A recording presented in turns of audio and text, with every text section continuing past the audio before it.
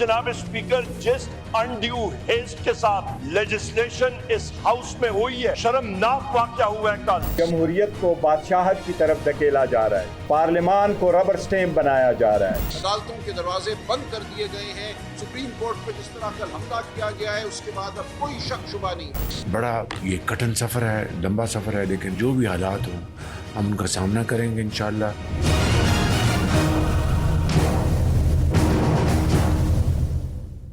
अस्सलाम वालेकुम, आप देख रहे हैं प्रोग्राम एक पेज और मैं हूं फरवा वहीद। नाज़रीन, हुकूमत की जानिब से एक के बाद एक तरमीम जैसे लाई जा रही है। 26वीं आईनी तरमीम के बाद तो यूं लगता है जैसे हुकूमत का हाथ और चाका दोनों खुल गए हैं। और हुकूमत ने कल जो असेंबली का इजलास बुलाया उसमें कहा तो इनिशियली ये जा रहा था कि जजेस की तादाद बढ़ाई जाएगी, जो कि बढ़ा के 34 भी कर दी। लेकिन सरप्राइजिंगली एक चीज जो हुकूमत की तरफ से हुई है वो ये है कि आर्मी चीफ समेत जो अस्करी इदारों के हेड्स हैं उनकी जो मुद्दत मुलाजमत है उसमें भी इजाफा कर दिया गया। 3 साल से बढ़ाकर 5 साल कर दी गई। यूं मालूम होता है कि हुकूमत ने अपने लिए 5 साल मुकम्मल करने के लिए पूरा प्लान तरतीब दे दिया है, लेकिन इसके समरात भी निकल सकते हैं। उधर से जो अपोजिशन है पाकिस्तान तहरीक इंसाफ की, वो अपोज कर रही है, मगर उसकी भी अपोज करने की कोई खातिर खा इफेक्ट्स हमें नजर नहीं आ रहे। एक जानिब 26वीं आईनी तरमीम है जिसने हुकूमत को दलेर कर रखा है, तो दूसरी जानिब जस्टिस मंसूर अली शाह और justice Munib Akhtar chief justice को खत लिख रहे हैं कि 26वीं आईनी तरमीम के खिलाफ आई दरखास्तों को जल्द अज जल्द समाअत के लिए फुल कोर्ट में जो है वो लगाया जाए। मगर चीफ जस्टिस याहिया आफरीदी की जानिब से अभी तक इस पर कोई पेशरफ्त या एक्शन नहीं लिया गया। अब देखना यह है कि तरमीम के बाद तरमीम करके नून लीग अपनी इत्तेहादी हुकूमत के साथ कितनी देर तक चल पाती है और क्या एक के बाद एक और कोई सरप्राइज, जैसे मिलिट्री कोर्ट में ट्रायल सरप्राइज की बात कर रही हूँ, क्या वो भी आ सकता है? इस पे बात करेंगे। हमें ज्वाइन किया हमारे पैनल ने दानियाल अजीज साहब, इनके साथ पाकिस्तान तहरीक इंसाफ को रिप्रेजेंट कर रहे हैं शौकत यूसुफ जई साहब। बहुत शुक्रिया दोनों का। शौकत यूसुफ जई साहब, आपसे आगाज कर लेती हूँ। मुझे बताएं कि आप लोग अपोज तो कर रहे हैं, ये आप लोगों के लिए भी सरप्राइजिंग होगा, मौलाना फजल रहमान साहब के लिए भी यूं लग रहा है सरप्राइजिंग है। इस पे किया क्या है अभी आपने? देखिए, ये बिस्मिल्लाह रहमान रहीम, पहली बात तो ये है कि हुकूमत ने बाकायदा ठीक है प्लानिंग की है और इनको ये खौफ तो है कि हर उस अमल के लिए आगे बढ़ रही है जिससे ये हुकूमत अपने आप को मुस्तहकम कर सकती है और अपना जो टेनेवर है उसको महफूज कर सकती है। लेकिन दूसरी तरफ ये है कि अपोजिशन है तो स्ट्रांग और लेकिन ये कि मेरे ख्याल से बेखबर रही है इस सारे अमल से। बड़ा सरप्राइज था दोनों के लिए, फजल रहमान साहब के लिए भी और पीटीआई के लिए भी। तो मैं तो ये समझता हूँ कि बड़ी ज्यादती हुई है, क्योंकि इस तरह की जो तरामीम होती हैं या इस तरह की जो अमेंडमेंट्स होती हैं वो बाकायदा डिस्कस होती हैं, पार्लियामेंट के अंदर आती है। तो आज बिल्कुल पता चल गया कि ये रबड़ स्टैम्प पार्लियामेंट है, इसकी कोई वक़्त नहीं है और ये अपने हाथ खुद काट रहे हैं। जो पार्लियामेंटेरियन है वो अपने हाथ खुद काट रहे हैं और ये कल इनको अंदाजा हो जाएगा जब ये हुकूमत में नहीं होंगे कि इन्होंने जो कुछ किया है वो उनके गले पड़ेगा। आप लोगों की तरफ से तो इतना ऑड रिएक्शन नहीं आना चाहिए, क्योंकि आर्मी चीफ की मुद्दत मुलाजमत में तौसीह के हक में तो खान साहब भी रहे हैं जब जनरल बाजवा रहे, तो ये उससे कितना मुख्तलिफ है? देखिए, मेरे ख्याल से जो गलतियां हुई हैं पीटीआई से, मैं तो समझता हूं कि वो गलती हुई है। जो जिसकी देखिए एक हायरार्की होती है और सब लोगों को मौका मिलना चाहिए, ये दूसरे का हक मारना होता है। तो मैं तो समझता हूं कि ठीक है जो भी आप अमेंडमेंट करें, लेकिन पार्लियामेंट को एतमाद में लें। जो पार्लियामेंट का काम ही यही है कि वो अमेंडमेंट करे और कानून साजी करे, लेकिन अगर आप पार्लियामेंट को एतमाद में नहीं लेंगे, इवन अपने लोगों को भी नहीं लेंगे, क्योंकि ऐसा लग रहा था कि जैसे वो जो सांप की पिटारी होती है ना, पिटारी से एकदम सांप निकाल के पेश किया जाए और किसी को पता ही ना हो कि इसमें क्या है। तो मेरे ख्याल से इनके अपने लोगों को पता नहीं था कि ये क्या हो रहा है और न ही किसी को हवा पड़ने दी गई। तो ये मैं कह रहा हूँ कि ये 26वीं अमेंडमेंट लेकर ये आए, बड़ा शोर शराबा किया, बाद में खुद पछता रहे हैं कि जी इसमें गलतियां हुई है। अब 27वीं तरमीम की तरफ कोशिशें हो रही। अब ये बीच में ये चीजें लेकर आ गए।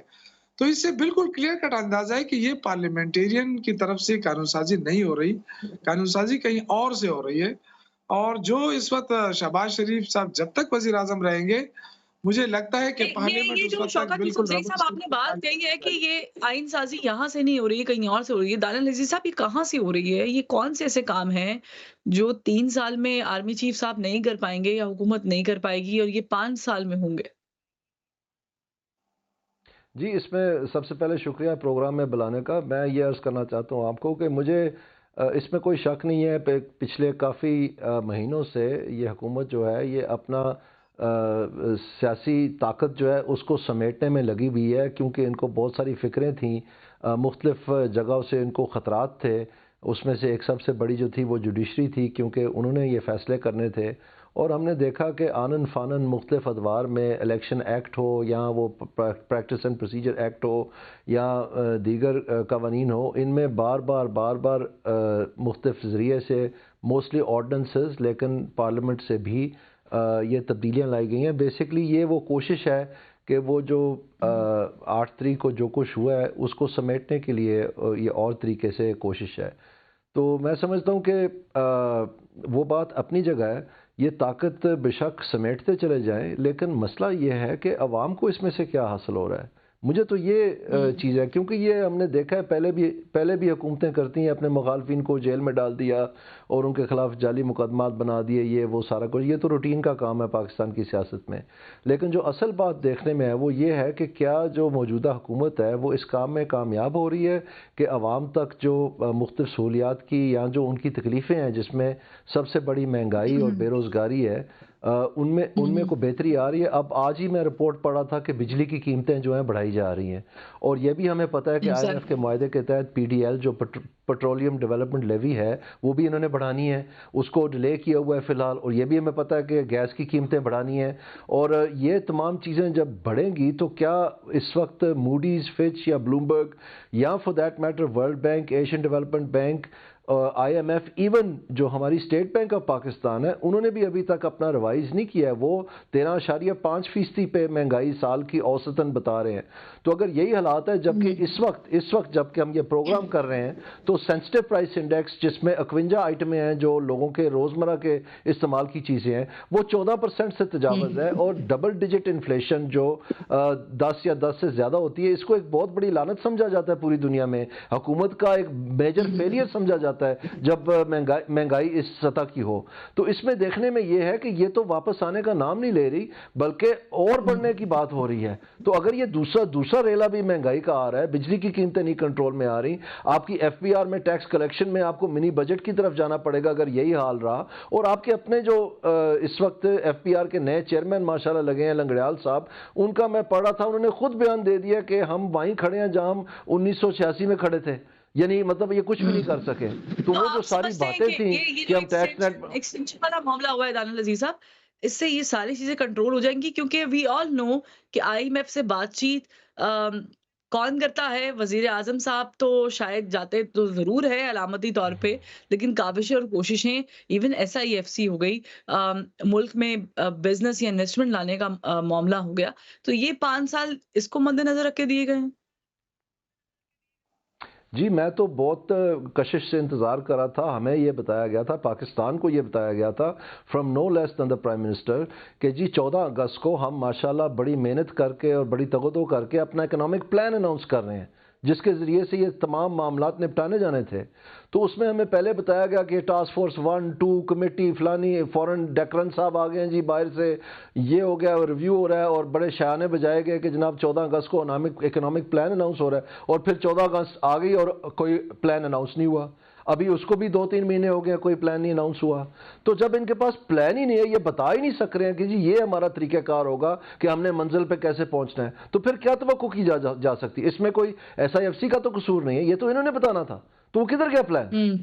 तो इसमें तमाम ये जो राम कहानी बता रहे हैं ना कि जी इस तरह से सब कुछ बेहतरी की तरफ जा रहा है, सब कुछ बेहतरी की तरफ जा रहा है, इसमें कोई शक नहीं है कि कुछ इंडिकेटर्स में फर्क पड़ा है। मतलब गलत बयानी हमारा काम नहीं है, लेकिन हमारा काम ये जरूर है, एज एन इकोनॉमिस्ट मैं आपको कह सकता हूं कि ये जो फेलियर हुआ है पीआईए का, प्राइवेटाइजेशन का, इसमें सरासर सिर्फ हुकूमत की और पीआईए की और ये प्राइवेटाइजेशन की जो कमेटी है उसका कसूर है, क्योंकि उन्होंने जानबूझ के ऐसी शराइत बनाई जिसमें सारे इन्वेस्टर भाग गए, सिवाय एक का जिसका ये काम ही नहीं है। और इसका इफेक्ट जो है ये पड़ेगा जरूर हमारे डिस्कोस पे जो प्राइवेटाइज होने जा रहे हैं, जिसमें लोगों को बिजली की कीमत की तबाही का सामना करना पड़ना है। और जब इसमें इन्वेस्टर नहीं आए तो फिर ये एक चीज एक सिस्टम बन जाता है ना गवर्नमेंट का। इकोनॉमी के लिहाज से भी किसी ना किसी को बेनिफिट पहुंचाया जा रहा है।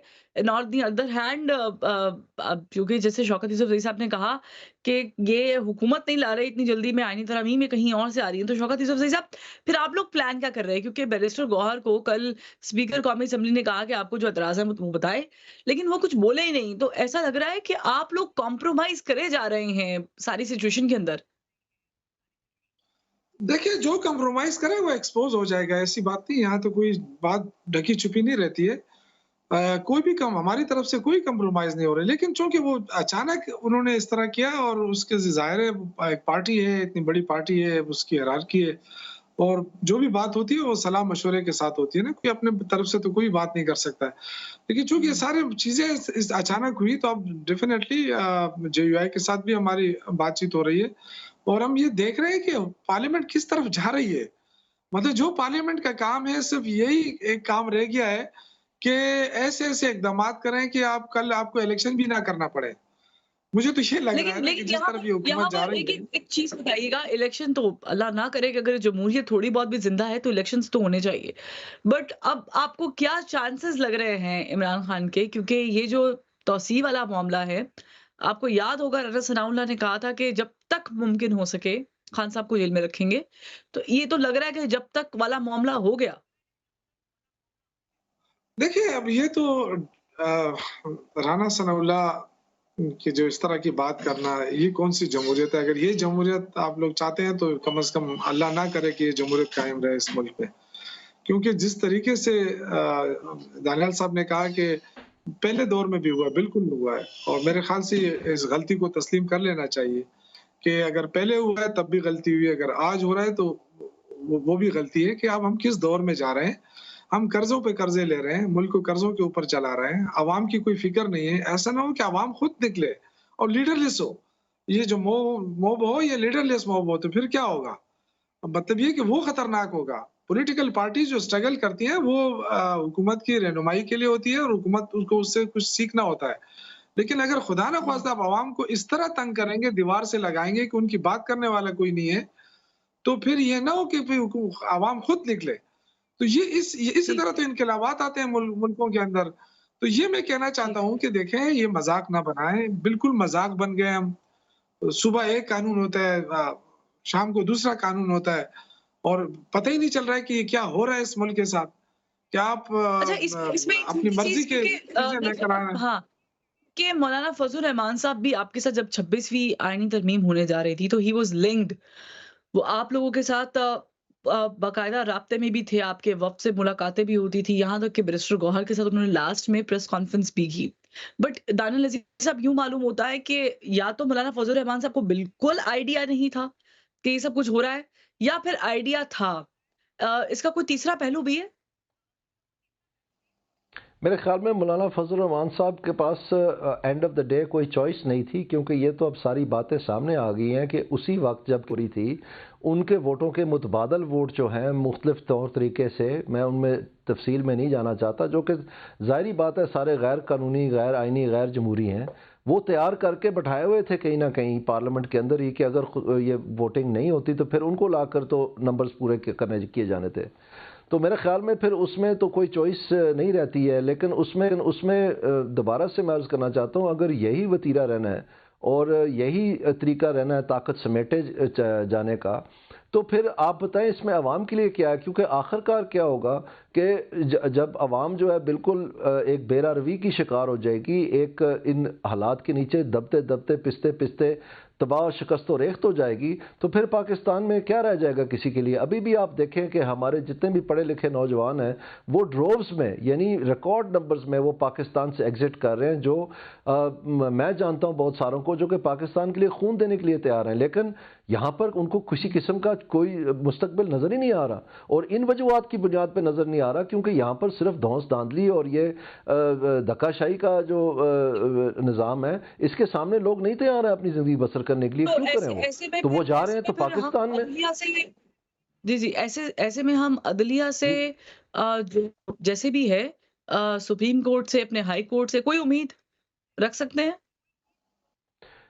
जी, अदलिया में तो देखें जैसे 26वीं तरमीम हुई तो उन्होंने ये ख्याल किया कि मामला हो गया, जैसे ही मुनीब अख्तर को वापस लाए ये नए चीफ जस्टिस साहब या अफरीदी साहब, उन्होंने कोशिश की कि एक मलम पट्टी का काम करें, जुडिशरी को दोबारा यूनाइट करें, बजाय इसके कि उस चीज़ को चलने देते, उनकी कोशिशों को मतलब आगे बढ़ने देते। इन्होंने जो है ना आओ देखा ना ताओ, उन्होंने ला के पहले बात हो रही थी 23 जजेस की, 25 जजेस की, इवन इन 26वीं तरमीम भी ये शायद बात चली थी, लेकिन 34 का कहीं नहीं थी। अब वो कह रहे हैं कि जी बतदरीज हम बढ़ते जाएंगे, यानी जैसे जैसे हमारे मसाइल हल नहीं होंगे हम जजेस बढ़ाते चले जाएंगे, मतलब ये अब तरीकाकार है। तो मतलब आप खुद सोच लें इसके बारे में क्या तासुर मिलता है दुनिया को और बाकी पाकिस्तानियों को। ठीक, शौकत जी जो अभी एक बात बताऊं, जी जी जी जी मैं अर्ज ये करना चाहता हूँ कि देखें, अगर आप केसेस की बात करते हैं, जो नीचे जुडिशरी है ना, नीचे लेवल की जुडिशरी, उनके असल केसेस तो वहां है, वहां पढ़ाने की जरूरत है। ये हाई कोर्ट में आप चले जाएं, फिर उसके बाद सुप्रीम कोर्ट आप जाए ना, तो ये जो केसेस अब लग रहे हैं, जिस अंदाज से लगा रहे हैं जस्टिस याया साहब, ये तो 2-3 महीने में खत्म हो जाएंगे। उसके बाद ये जो इतनी बड़ी तनख्वाहें और इतने इनके जो मरात, और ये इन जजों के साथ फिर करेंगे क्या?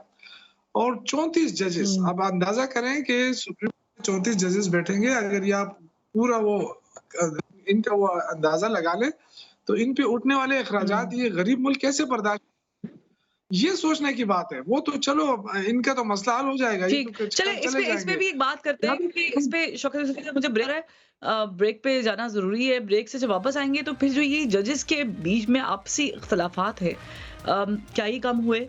एक ब्रेक के बाद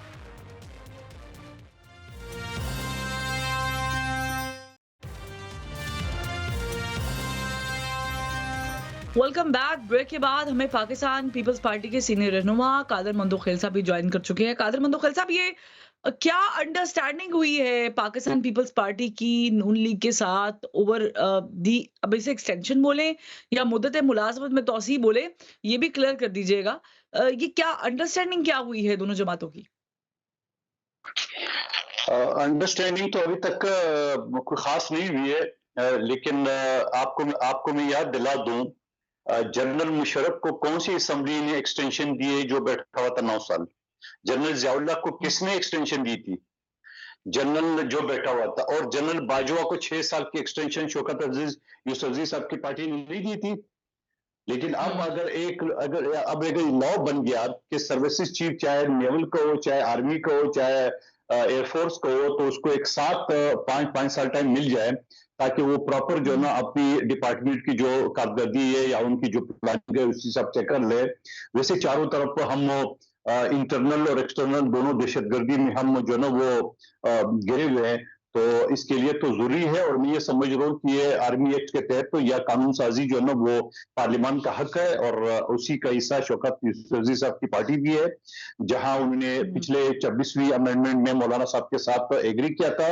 गौर खान साहब का और इनके सेक्रेटरी जनरल का और इंफॉर्मेशन सेक्रेटरी सबके बयान आपके सामने, और ये तो एक सिंपल मेजोरिटी के हिसाब से जो कानून साजी हुई है, और जो सिंपल मेजोरिटी मौजूदा हुकूमत के पास उन्होंने कर ली, उसमें कोई नई बात या उसमें कोई खदशात या उसमें कोई तहफ़्फ़ुज़ात या उसमें कोई नुकसानात वो बता देगा। जनरल बाजवा साहब को एक्सटेंशन मिली थी और नून लीग ने नाना करते हुए हाँ कर दी थी।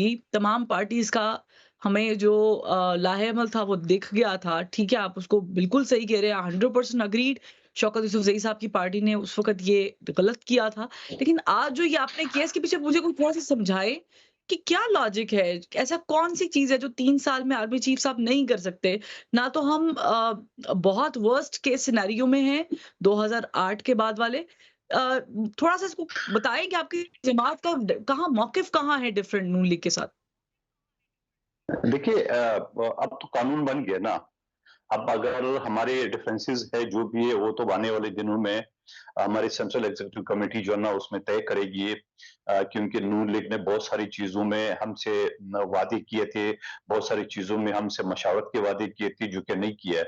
और फिर ये जुडिशल जो कमीशन है उसके हवाले से जो बिलावल साहब का नाम जो बिलावल साहब ने विड्रॉ किए, बहुत सारी बातें हैं वो तो हमारी इनके साथ एपिसोड चलता रहेगा, जो भी हमारी सेंट्रल एग्जीक्यूटिव कमेटी उसका फैसला करेगी।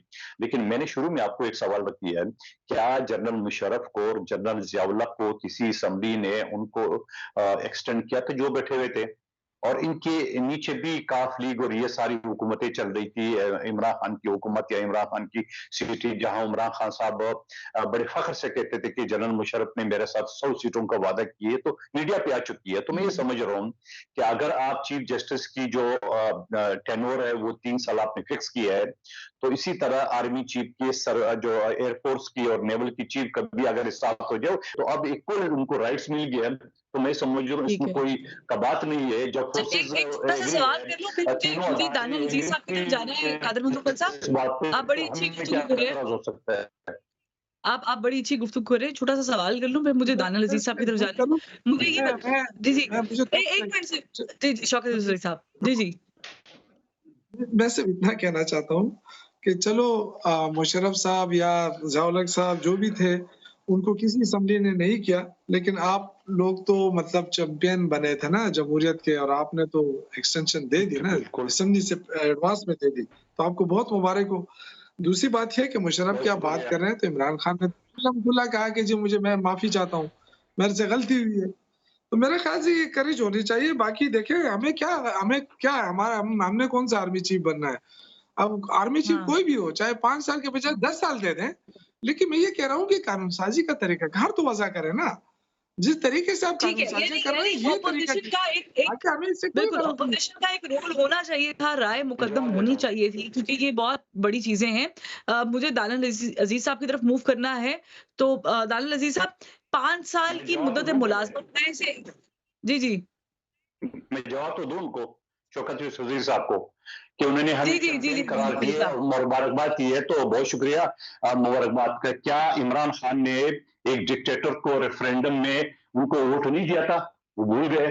क्या इमरान खान ने हर भाई साहब, मर्तबा जो माफ़ी वो माँगी है अपनी किए उन्होंने। पे शर्मिंदा अच्छा तो मैं कादिर कितनी साहब माफी मांगूंगा? और मैं बात सुनो, कितनी माफी मांगोगे यू टर्न के मासूर? क्या ये जनरल फेस को आप था हयात आर्मी चीफ नहीं बनाना चाह रहे थे? क्या आपके अली उम्मद खान साहब मेरे साथ कई टॉक शो में इस बात की निशानदेही कर चुके हैं कि हम वो पाकिस्तान में सदारती निजाम यानी इमरान खान साहब को सदर बनाना चाह रहे हैं अगले 20 साल के लिए? ये सारी चीजें तो बुल आप खेल रहे थे। ठीक है, लेकिन कादर मंदो खेल साहब देखें, आप इसे यू टर्न कह ले, कुछ भी कह ले, इमरान खान साहब ने इस पे माफी ऑन रिकॉर्ड मांगी है, ठीक वैसे ही जैसे नून लीग ने बाजवा साहब को एक्सटेंशन देने के मामले में हामी भरने पर या उनके साथ रहने पर माफी मांगी थी। लेकिन सवाल मैं करना चाह रही हूँ, जो कि मुझे लगता है कि मेरे नजदीक बड़े इंपॉर्टेंट, दानिश अजीज साहब 5 साल की मुद्दत मुलाजमत, मैं इसे एक्सटेंशन का लफ्ज नहीं देती, मुद्दत मुलाजमत हो गई, क्या एक्सटेंशन की अभी भी गुंजाइश मौजूद है मजीद 5 साल की? क्योंकि मुद्दत मुलाजमत 5 साल की है, 3 साल की थी तो 3 साल की एक्सटेंशन मिलती थी, अब 5 साल की है तो फिर 5 साल की एक्सटेंशन भी एक्सपेक्ट करें। ये तो लाजम नहीं है कि अगर एक्सटेंशन हो तो 5 साल की हो, लेकिन इसमें कोई शक नहीं है कि जो नया कानून बनाया था पिछली हुकूमत के दौरान, इमरान खान साहब की हुकूमत के दौरान, उसमें बाकायदा वाज़ेह तौर पर, अगर आपको याद हो, ये सारा बैक एंड फोर्थ हुई थी उस वक्त के जस्टिस खोसा साहब के साथ, और फाइनली कानून बना था, उसमें लीगलाइज कर दिया गया था एक्सटेंशन को और उसका बाकायदा प्रोविजनिंग कर दी गई थी। उसमें मुद्दत जो है उसका जहाँ तक मुझे याद पड़ता है कोई जिक्र नहीं है, लेकिन यकीनन अगर वो औसतन या मामूल पे 3-3 साल की होती रही है जो पहले की टर्म है, तो इसमें यकीनन यहाँ पे भी 5 साल की हो सकती है। लेकिन मैं दोबारा से ये अर्ज़ करना चाहता हूँ कि भले 5 साल हो, ये ताहयात से तो बेहतर है ना। जब पिछली हुकूमत के दौरान जब ये मसला उभरा था और पहले तो बड़ी असूल परस्ती की जा रही थी और पासदारी की जा रही थी, लेकिन उस वक्त जब थोड़ी सी गर्मी पड़ी तो इन्होंने तो ऐलान कर दिया था कि जी ताहयात हम बना देते हैं बाजवा साहब को। तो कहने का मकसद ये है कि ये कोई लूडो का खेल तो नहीं है जो मतलब मुख्तलिफ जमातें इंक्लूडिंग ये जो मेरे भाई बात कर रहे हैं, ये ऐसे तो नहीं होना चाहिए ना कि ये अब मतलब सिर्फ पर्सनल ज़रूरियात के मुताबिक में आप पूरे अदारों को और पूरे कानून को तोड़ मरोड़ नाक का मोम बना दें। तो मैं समझता हूँ अगर तब गलत था अब भी गलत है, लेकिन कहने का मकसद ये है कि ये तो सिर्फ 5 साल के लिए, ताहयात तो नहीं है ना। ठीक, मुझे ब्रेक का कहा जा रहा है, ब्रेक से वापस आते हैं। तो फिर ये जो जजेस की तादाद बढ़ाई गई है, इससे आम आदमी को क्या फ़ायदा हो सकता है? और फिर जो भी हम कुछ डिफरेंस देख रहे हैं चीफ जस्टिस और सीनियर जजेस के दरमियान में, क्या वो अभी दूर हो गया है या नहीं हुआ? एक ब्रेक के बाद।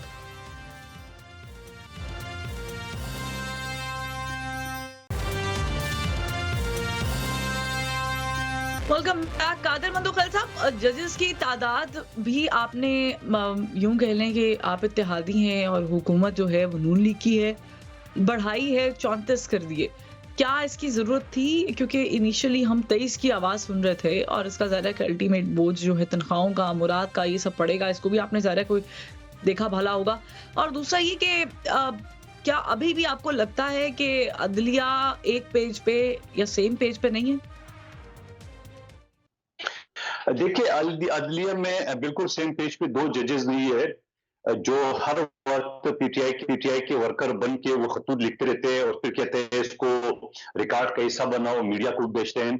तो ऐसे जजेस तो नहीं चल सकेंगे मेरे ख्याल में, और इनके खिलाफ जो है ना आर्टिकल 209 के तहत रेफरेंस आना चाहिए, क्योंकि उन्होंने न तो अपनी चीफ जस्टिस का हुक्म माना फाइज ईसा का, न अभी मान रहा है, न वो जो कुलीग जजेस है उनकी तस्दीक की है। बहुत सारी चीजें हैं, मेरे ख्याल में 209 के तहत रेफरेंस तो आना चाहिए उनके खिलाफ। नंबर 1 बात।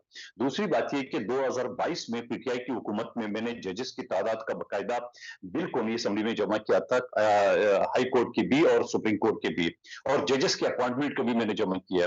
तो मेरा यह कहना है कि अभी जो हाल ही में जो तादाद आ गई है 59,191 केसेस पेंडिंग है।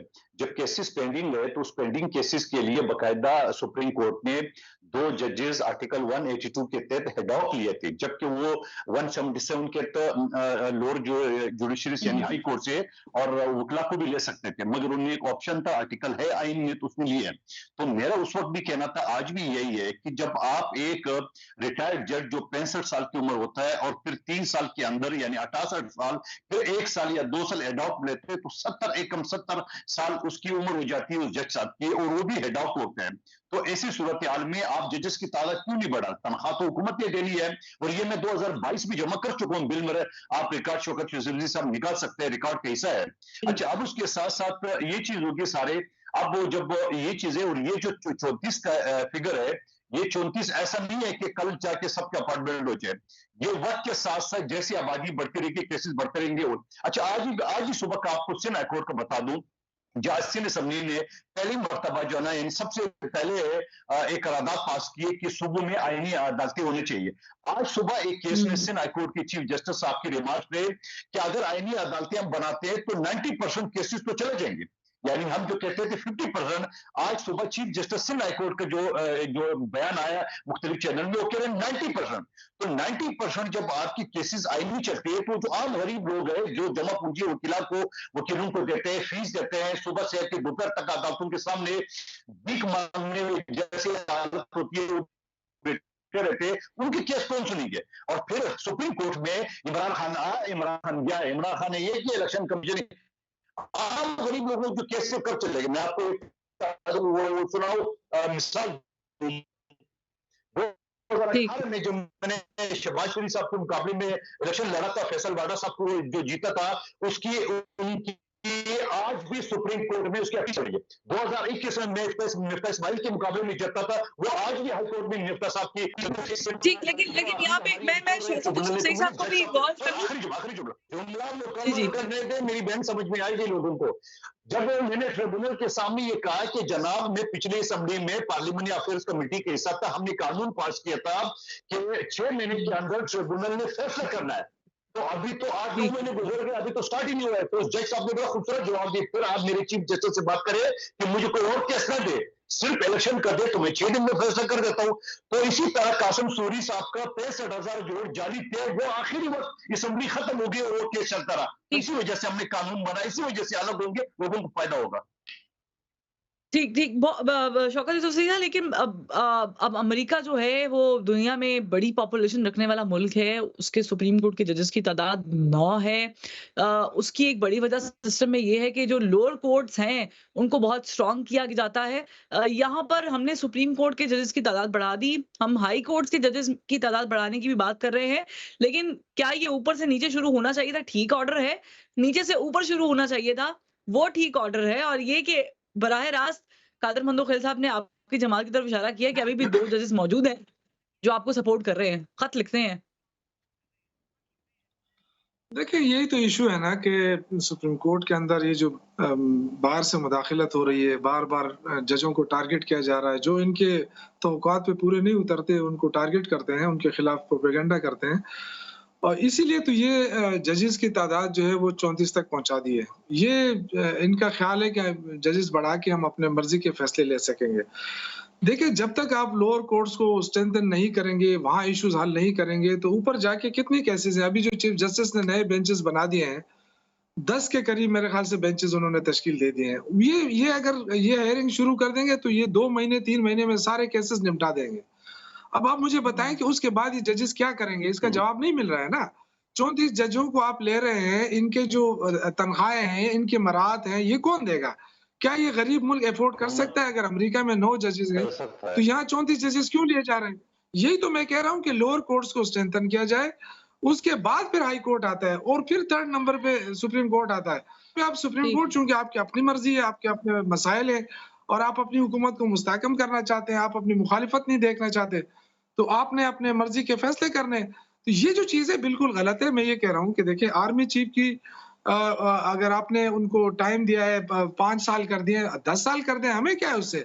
हमने तो नहीं बनना है। वो तो उनका अपना एक इदारा है, अगर वो इदारे के लोग मुतमईन हैं तो अच्छी बात है, हमें क्या है इससे। लेकिन सुप्रीम कोर्ट जो है ये ज्यादती इसलिए है कि यहाँ पे आप जजेस को ले रहे हैं, आप पहले ही बेरोजगारी खत्म नहीं कर पा रहे, आप महंगाई को कम नहीं कर सकते, आप बिजली की कीमत और पेट्रोल की कीमत आप देखें, आलमी मार्केट में पेट्रोल की कीमतें कितनी गिरी हैं, पाकिस्तान में और ऊपर जा रही हैं, गैस अभी और महंगा होगा, तो आप जजेस की तादाद बढ़ा रहे हैं क्यों? ये असल इशू है। ठीक, मैं दानिया अजीज साहब से भी ये सवाल करना चाहती हूँ, क्योंकि जस्टिस मंसूर अली शाह और मुनीब अख्तर साहब ने 26वीं आईनी तरमीम के खिलाफ जो दरखास्तें हैं उसको लगाने की बात की है, बट इट सीम्स लाइक के दानिया अजीज साहब कि या फिदी साहब अभी कुछ मूड में नजर नहीं आ रहे या अभी टाइम नहीं है। क्या आप समझते हैं कि ये कोई यहाँ से भी सरप्राइज आ सकता है अदलिया की तरफ से? जी, मेरे ख्याल में इनकी समाअत तो होनी चाहिए, उसमें तो कोई रुकावट का सिलसिला नहीं बनता, क्योंकि कानून के मुताबिक जब दरखास्तें उनके पास आ गई हैं तो वो सुनना उनका राइट है। वो किस तरह से सुनते हैं, गालिबन उन्होंने फुल कोर्ट मांगी है, तो अगर फुल कोर्ट मांगते हैं तो फिर उसमें ये जो यकलख ज़रूरत पड़ी है 34 तक बढ़ाने की, तो फिर वो सारों को बात समझ आ रही है ना जी कि क्या हो रहा है। तो इसका मतलब ये है कि अगर वो भी चीज़ें नहीं मतलब एडजुडिकेट होनी, ये भी चीज़ें जो माजी की हैं जिसमें आपके इलेक्शन ट्रिब्यूनल्स का फ़ैसला है, जिसमें आपकी रिज़र्व सीट्स का फ़ैसला है, जहाँ पर आपने मुख्तलिफ़ किस्म के तरीके इस्तेमाल किए उन चीज़ों को डिले करने की, तो वो सारी चीज़ें सामने तो आनी है किसी न किसी शक्ल में कि उसकी वजह क्या है। उसकी वजह ये है कि सुप्रीम कोर्ट के फुल कोर्ट का फ़ैसला ऑन रिकॉर्ड है और उसकी जो वजाहतें करनी थी वो भी 2-3 मरतबा हो चुकी हैं। अब उसमें एक तरफ ये भी वजाहत हो चुकी है कि जो बाद में कानून बना है वो रेट्रोस्पेक्टिवली इफेक्टिव नहीं हो सकता, तो वो भी वजाहत आ गई है सामने और वो एक एस्टेब्लिश्ड जुडिशल प्रिंसिपल है। तो इन चीज़ों को अब इतनी जल्दी से आगे पीछे करना ये इतना आसान नहीं है, और ये तकाजा जो है, अगर तो ये फुल कोर्ट ने ना किया होता तो फिर आप बड़ा बेंच बना के कर सकते, लेकिन ये फुल कोर्ट ने किया है, उसके बड़ी कोई जुडिशल ताकत है नहीं। तो अब जब आप 8 या 10 की जगह आप 34 बैठा देंगे तो शायद आप कह सकते हैं कि जी अब वो फुल कोर्ट जो है वो 30 की होगी, तो अब वो सुनेगी, क्योंकि ये जुडिशल प्रैक्टिस में जो एक बेंच फैसला करता है उससे बड़ा बेंच ही उसको अनडू कर सकता है, उससे छोटा बेंच या उसके बराबर का नहीं कर सकता जहाँ तक कि वो फुल कोर्ट ना हो। तो जब वो फुल कोर्ट ने स्पीक कर दिया है तो फिर ये बड़ा नागुज़ीर हो गया मसला। ठीक, एक ब्रेक लेते हैं, फिर ब्रेक से जब वापस आते हैं तो दानिल अजीज साहब से हमने जो गुफ्तगू की है वो मंदो खैल साहब और यूसुफ जई से रखेंगे, लेकिन एक और बड़ा मामला है और वो है मिलिट्री कोर्ट में ट्रायल वाला। इस पे कोई सरप्राइज आ सकता है एक ब्रेक के बाद।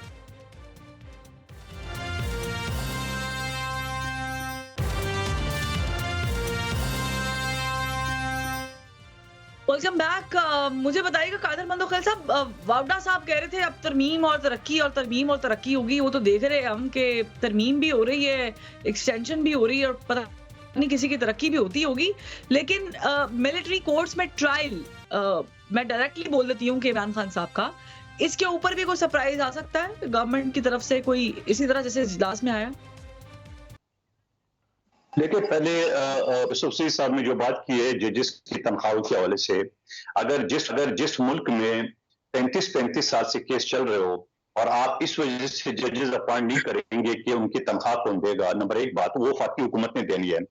दूसरी तरफ यूसुफ जई साहब की हुकूमत, जहां वजीर उनके घर अपने घर में बैठे, उनको घर बैठे बैठे 2 लाख किराया अपने घर का दे रहे हैं और लाखों रुपए मराद दे रहे हैं। वहां तो पैसे है, ये खरीदने का पैसे तो है, मगर जैसे जहां लोगों को इंसाफ मिलेगा वहां पैसे नहीं है। एक अजीब सी बात है। दूसरी बात, उन्होंने जो बात की है फुल कोर्ट की, मोहतरम दानियाल साहब ने फुल कोर्ट की बात, उस वक्त फुल कोर्ट में जो बात है ये उस वक्त जो 2 जजेस ने इसकी मुखालफत की है, उन 2 जजेस ने यह कहा कि अगर इस पे फैसला हो जाए तो आर्टिकल 51 और 106 जो है ना वो मुअत्तल करना पड़ेगा।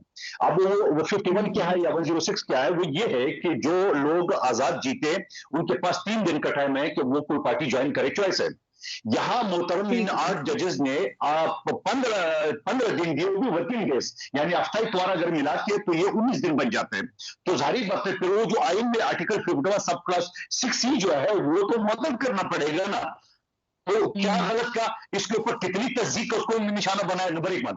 फिर ये 2 जजेस साहबान कहते हैं कि जब सुप्रीम कोर्ट के चीफ जस्टिस अपनी चीफ जस्टिस ने जो कमेटी की मीटिंग बोला, बोले मैं नहीं मानता, मैं इस कमेटी में उस वक्त बैठूंगा जब आप ये इस बात का वजाहत देंगे कि मुनीब अख्तर को क्यों निकाल, यानी एक सब ऑर्डिनेट जज अपनी चीफ जस्टिस से वजाहत मांग रहा है। उसके बाद क्या कह रहे हैं, जब एक वज़ीर आज़म एडवाइस भेजता है सदर पाकिस्तान ऑर्डिनेंस जो कि कानून का हिस्सा होता है, तो वो उसके बारे में कहते नहीं जी ये फुल कोर्ट के सामने रखो, फैसला हो भाई। लेकिन इस पे कादर मंदो खैल साहब please let me add appointment देख लेना, आप जो अपॉइंट हुए आप क्या जस्टिस मुनीब अख्तर साहब पंजाब से ताल्लुक रखने वाला सिंध के कोटे पे जज होता है, फिर चौथे नंबर पे जज होता है याया अफरीदी साहब पहले नंबर पे, उनको छोड़ के और इनको ले जाते हैं सुप्रीम कोर्ट ताकि ये पहले चीफ जस्टिस बन जाए। ठीक है, लेकिन इसमें पॉइंट ये है, थोड़ी सी करेक्शन करता हूँ, फिर मुझे शौकत, वक्त की किल्लत है, शौकत यूसुफ से भी मुझे सवाल करना है। उसमें ये है कि काजी फायजीसा साहब ने ऑन रिकॉर्ड कहा था कि ऑर्डिनेंस पार्लियामेंट की तौहीन है, और ये 1 मरतबा नहीं 2 मरतबा कहा गया है। मुझे बताइएगा यूसुफ जई साहब, अब क्या आपको लग रहा है कि इमरान खान, क्योंकि आप लोग प्रिडिक्ट बहुत अच्छा करते हैं, आप लोग अभी भी दिसंबर प्रिडिक्ट कर रहे हैं खान साहब के बाहर आने के लिए 1 महीना 1.5 महीना, लेकिन अब क्या आपको पॉसिबल लग रहा है जिस तरीके से गवर्नमेंट ने कमर कस ली है? देखिए, एक होता है अल्लाह की तरफ से फैसले, एक होता है हमारे इंसानों के फैसले। तो इंसानों के फैसले तो ये लग रहा है कि सारा कुछ उनको कंट्रोल करने के लिए हो रहा है ये सब कुछ, लेकिन एक अल्लाह की तरफ से वो इंशाल्लाह ताला वो भी आप देख लेंगे। इस मुल्क में बहुत सारी चीजें हुई हैं, लेकिन ये जो मंदो खैल साहब ने बात की ना कि उन्होंने खत लिखा है, ये कोई गैर कानूनी काम नहीं कि आप जरा सुप्रीम कोर्ट के जो रूल्स ऑफ बिजनेस है उसमें बाकायदा है कि जज जो है वो अपने चीफ जस्टिस को लिख सकता है, काजी फायजीसा, ठीक है ना, वो खत लिख सकता है, तो उनका मामला है, इससे क्या फर्क पड़ रहा है। दूसरा ये कि देखें, जब तक आप लोअर जुडिशरी को, मैं अगेन एंड अगेन कह रहा हूँ, आप गलत तरीके से जा रहे हैं। आप लोअर जुडिशरी को मजबूत करें तो फिर जाके आपका अदालती निजाम बेहतर होगा। अगर आप ऊपर से आएंगे तो ये फंस जाएगा। मैं तो यही कह रहा हूँ। ठीक ठीक, दानियल नजीर साहब आपका क्या मौकिफ है? ठीक है, दानियल नजीर साहब आपका क्या मौकिफ है? क्या मिलिट्री कोड में ट्रायल, खास करके 9 मई को मद्देनजर रख के जवाब दीजिएगा, आपको मुमकिन होता दिखाई देता है? जी देखें, इसमें जो बाकी लोग मुलव्वस थे उनका तो पहले ही मामला जो है जुडिशरी के सामने है। तो अभी जो मामला है वो इस वक्त के जो आर्मी एक्ट है उसमें वाज़ेह तौर पे लिखा हुआ है कि जो भी सिविलियन किसी भी ऑफिसर को फ़ौज के ख़िलाफ़ कार्रवाई में एड एंड अबेट करेगा, उनकी मुआवनत करेगा, उनको एडवाइस करेगा, उनकी सपोर्ट करेगा, वो भी उतना ही मुजरिम देखा जाता है मिलिट्री कोर्ट के सामने जितना कि वो सर्विंग ऑफिसर देखा जाता है। तो इस सिलसिले में जो फैज़ हमीद साहब को वो चार्ज कर दिया उन्होंने, और उनके ख़िलाफ़ जो भी उन्होंने सबूत इकट्ठा किया है या उनको जो भी सवाल जवाब किया है, अब नेक्स्ट फेज़ इसका ये होना है। बज़ाहिर तो यही बताया जा रहा था कि ये वो टेलीफोन जो हैं अडयाला जेल के जो पकड़े गए थे, जिनमें वो छोटे दर्जे के मुलाजम के पास कोई नोकिया फ़ोन थे और इनके भी मुलाजम के पास कोई फ़ोन था जिसके ज़रिए से ये रब्ता करते थे एक दूसरे से, और वो सारा सिलसिला अब उसके तो सबूत का टाइम आ गया। फ़र्ज़ करें अगर वो एतराफ़ी बयान दे देते हैं 1 मिनट के लिए या इसके अलावा कोई सबूत आ जाता है, तो फिर इन्हीं कवानीन के तहत जो इस वक्त मौजूदा आर्मी एक्ट है बग़ैर किसी तरमीम के, उसके तहत तो उनका ट्रायल तो हो सकता है मिलिट्री कोर्ट में, ये तो वाज़ेह लिखा हुआ है। अब इसके अलावा जो अगर हैं कोई अगर वो कहते हैं कि 9 मई वाले जो साथी थे वो फैज़ हमीद के साथ इन टच थे या उन्होंने भी इस मुआवनत के तहत किए, तो फिर जाहिर बात है वो भी आ जाएंगे उस लपेट में। तो ये तो सूरत हाल अभी तक वैसे ही मौजूद है, इसकी तरमीम की जरूरत नहीं। क्या जिन्होंने प्रेस कॉन्फ्रेंस की है वो भी आएंगे? ये अब उनके ऊपर जुर्म क्या फ़र्द किया ये तो मुझे नहीं पता एक एक का आसारों का, लेकिन ये डिपेंड करेगा। अगर उनके ऊपर कोई FIR हुई है या जुर्म हुआ है तो उसमें फैसला करना पड़ेगा कि क्या ये उसमें शामिल थे या नहीं थे। ठीक ठीक, लेकिन इसमें एक और बारीक चीज ये है कि जाहिर है कि प्रिडिक्ट ये किया जा रहा था कि अलीमा खान जिस तरह बाहर आई हैं, इमरान खान साहब की बहनें और शौकत यूसुफजई साहब, ये आपसे रिलेटेड क्वेश्चन है, तो शायद कोई डील ढील और फिर बुशरा बीबी का आ जाना, पेशावर रवानगी, अब कोई कुछ बर्फ पिघली है, कुछ चांस है या नहीं है? देखिए, कोई डील नहीं है PTI की तरफ से। ये सिर्फ गवर्नमेंट जो है वो कंफ्यूजन क्रिएट करना चाहती है और ये तासुर देने की कोशिश हो रही है, लेकिन ऐसी कोई बात नहीं है। बुशरा बीबी के खिलाफ और इमरान खान की बहनों के खिलाफ ऐसा कौन सा चार्ज है जिसमें वो 9 महीने से ज्यादा जेल में रही? तो वे तो 9 दिन भी नहीं रह सकती थी अगर सही ट्रायल हो जाता। तो वो तो देखे, वो तो उन्होंने तो खुद भी कहा कि मैं अभी भी तैयार हूँ, अगर मुझे वापस भेजना है जेल तो मुझे भेज दें, क्योंकि आइन, कानून, इंसाफ ये तो कहीं नजर नहीं आ रहा है। आपको लग रहा है कि मुल्क कानून आइन के तहत चल रहा है? इस वक्त तो देखें ना, एक ही ऑप्शन है कि इमरान खान को कैसा किस तरह उसको कंट्रोल किया। अगला मिलिट्री ट्रायल से मुताल्लिक भी कुछ हो सकता है? आपको डर लग रहा है इस चीज में, या आपको लग रहा है कि ऐसा कुछ हो सकता है? देखिए, जो कुछ हो रहा है मेरे ख्याल से तो बिल्कुल ये सारी चीजें उस तरफ जा रही हैं, लेकिन ये मुल्क के लिए अच्छा नहीं होगा, मुल्क के लिए नहीं होगा, इसलिए कि मुल्क आइन कानून की हम बातें करते हैं तो वो सारी चीजें बेमानी रह जाएंगी अगर आप। ठीक है, बहुत शुक्रिया दानियल नजीर साहब, तुकैल साहब और शौकत यूसुफजई साहब। लेकिन शौकत यूसुफजई साहब ने एंड पे कहा कि माहौल ऐसा बनता जा रहा है कि सब कुछ उसी की जानिब जाता हुआ दिखाई दे रहा है, यानी मिलिट्री कोर्ट में इमरान खान साहब का ट्रायल। और ये बात तो फैसल वाउला साहब भी कसरत से कर रहे हैं कि ये अभी नहीं तो कल, कल नहीं तो परसों ये होगा। और जिस तरीके से हुकूमत ने सरप्राइज दिया है असेंबली का इजलास बुला के, वो कहते हैं दिखाना दाएं और मारना बाएं, उससे तो ये साबित हो गया है कि गवर्नमेंट कुछ चीजों में बहुत ज्यादा जल्दी में है। पाकिस्तान पीपल्स पार्टी अलबत्ता साथ दिखाई देती है, लेकिन उसका मुफाद अभी भी डाउटफुल है। प्रोग्राम का वक्त चूंकि खत्म हो गया है, तो कल फिर मुलाकात करते हैं। अपना ख्याल रखिएगा। अल्लाह हाफिज।